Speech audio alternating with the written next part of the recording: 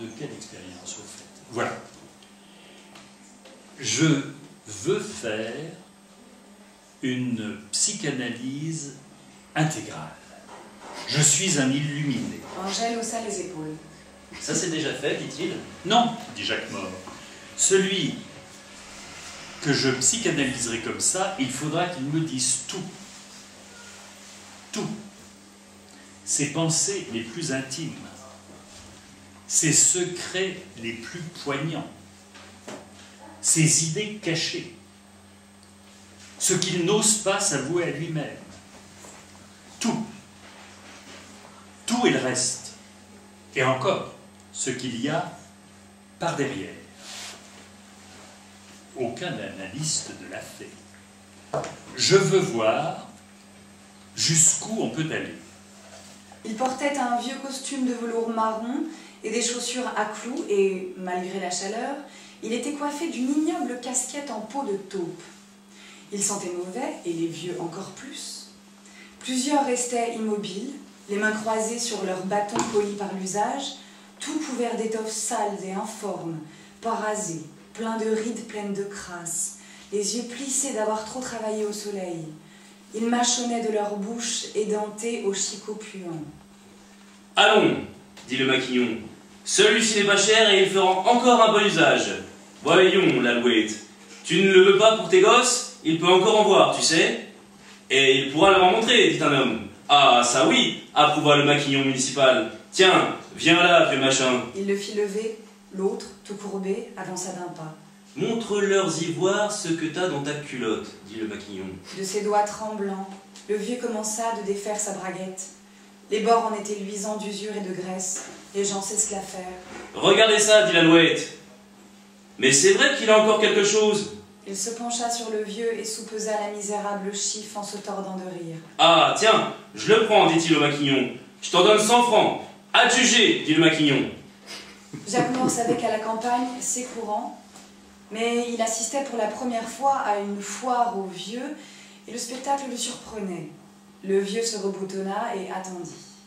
File, vieux chouin, dit l'Alouette, en lui donnant un coup de pied qui le fit trébucher. Allez les gosses, amusez-vous. Le vieux se mit en route à petits pas.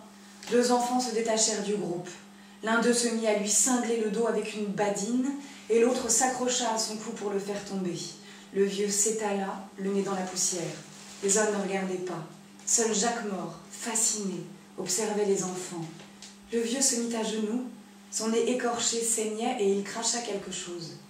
Jacques Maure se détourna et regagna le groupe principal. Le maquignon faisait l'article pour une femme de 70 ans à peu près, grosse et courte, dont les cheveux rares et graisseux dépassaient un vieux fichu noir. « Allez, celle-là est en bon état, dit-il. Qui en veut? Elle a point de dents, ça peut être commode. » Jacques Maure se sentait un peu écœuré. Il regardait avec plus d'attention les figures qui l'entouraient. C'étaient des hommes de 35 à 40 ans, solides, durs, coiffés de casquettes posées bien d'aplomb sur leur tête. La race paraissait trapue et résistante. Quelques-uns portaient la moustache. C'est une preuve. 60 francs la deule, continua le maquignon. Et pas de dents pour ce prix-là, une affaire. Toi, chrétien, et toi, Nufer? Il asséna une grande claque sur le dos de la vieille. Lève-toi, vieille bourrique, qu'on te voit. Allons, c'est une affaire. La vieille se leva. Tourne-toi, dit Maquignon, montre tes fesses à la compagnie. Regardez ça, vous autres. Jacques Maure s'efforçait de ne pas regarder. La vieille sentait si mauvais qu'il pensa tourner de l'œil. Il entrevit l'horrible masse graisseuse et boursouflée de varices. 50, dit une voix aigre. Prends-la, elle est à toi, s'exclama le Maquignon.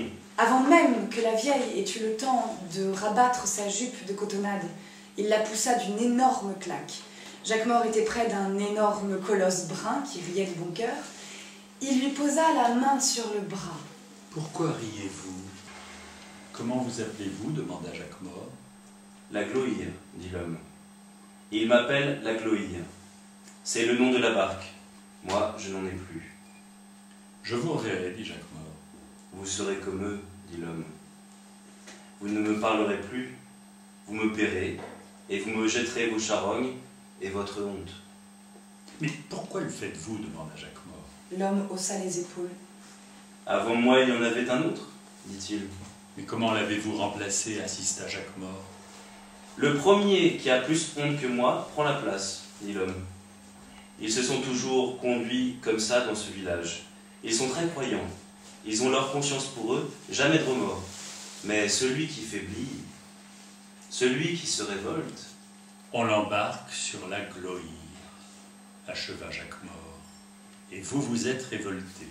Oh, ça n'arrive plus très souvent, dit l'homme. Peut-être que je serai le dernier. Ma mère n'était pas d'ici. Il se remit en position et se courba sur ses avirons. Je dois travailler, dit-il. Au revoir. Au revoir, Jacquemort. Il le regarda s'éloigner lentement sur la moire rouge de l'eau et reprit sa marche. L'église, un œuf de poule sur un nid, n'était plus très loin. Quand il y arriva, il monta rapidement les 7 marches et entra. Avant de parler au curé, il voulait jeter un coup d'œil à l'intérieur. « Je comprends pas vos grands mots, dit-elle. Moi, je veux bien faire ce que vous me direz. » « Mais je te dis de faire ce que tu veux, insista Jacquemort. J'aime bien qu'on me dise tout ce que je dois faire. Ce n'est pas moi qui commande, après tout. Alors étends-toi comme tu es, dit Jacquemort. Il retourna s'asseoir à son bureau, elle le regardait par en dessous et, se décidant, enleva sa robe d'un geste adroit. C'était une de ces robes de tous les jours qu'elle avait remise en revenant du baptême, une cotonnade à fleurs sans intérêt. Jacquemort la détailla, un peu lourde, bien plantée, la poitrine ronde et grasse, le ventre pas encore déformé par le travail. Elle alla s'allonger sur le lit et il pensa que lorsqu'elle serait partie, il allait se trouver au moment de se coucher troublé par l'odeur de cette femme. Elle marchait un peu bêtement, mais c'était encore là sans doute un reste de pudeur. « Quel âge as-tu » demanda Jacquemort. « J'ai 20 ans, dit-elle. »« Tu es d'où ?»« Du village. »« Comment as-tu été élevé? Quel est ton plus vieux souvenir ?» Il bavardait d'un ton léger pour la mettre en confiance. « Tu te rappelles tes grands-parents ?» Elle réfléchit une minute. « C'est pourquoi que vous m'avez fait venir ?» demanda-t-elle. « Pour me demander ces choses-là ?»« C'est aussi pour ça, dit Jacquemort prudent. »« C'est des choses qui ne vous regardent pas, dit-elle. » Elle se leva et s'assit, les jambes hors du lit. « Vous me montez ou non ?» demanda-t-elle. « Je suis venue pour ça, vous le savez bien. Je sais pas parler, mais je suis pas assez bête pour vous laisser vous moquer de moi. »« Oh, va-t'en, dit Jacquemort. Tu as trop mauvais caractère, tu reviendras demain. » Cependant, elle se levait. Elle passa devant le psychiatre et le profil de sa gorge le remua. « Allez, dit-il, reste sur le lit.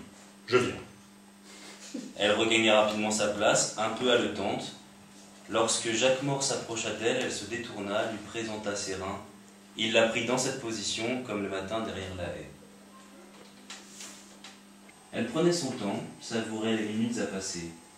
Elle portait la clé de l'armoire, accrochée à sa ceinture par une légère tresse de cuir. Elle la regarda et la glissa dans la serrure. Dans l'armoire, ça sentait mauvais. Ça sentait la charogne, très exactement. Il y avait une boîte à chaussures en carton d'où venait l'odeur. Clémentine la saisit et flaira. Dans la boîte, sur une secoupe, un reste de beefsteak achevait de se putréfier. Une pourriture propre, sans mouche et sans asticots. Simplement, il devenait vert et il puait, affreusement. Elle passa son doigt sur le beefsteak. Tata. Cela cédait facilement. Elle sentit son doigt, assez pourri. Délicatement, elle saisit le beefsteak entre le pouce et l'index et elle mordit avec soin, faisant attention d'en détacher une bouchée bien nette. C'était facile, c'était tendre. Elle mâchait avec lenteur, percevant autant la consistance un peu savonneuse de la chair faisandée, qui lui faisait une sensation acide derrière les joues, que le parfum puissant s'exhalant de la boîte. Elle en mangea la moitié et le remit dans la boîte qu'elle repoussa à son emplacement primitif. Il y avait à côté un triangle de fromage à peu près dans le même état, totalement abandonné à son assiette. Elle y trempa son doigt, le lécha, ceci à plusieurs reprises. À regret, elle referma l'armoire et passa dans le cabinet de toilette où elle se lava les mains.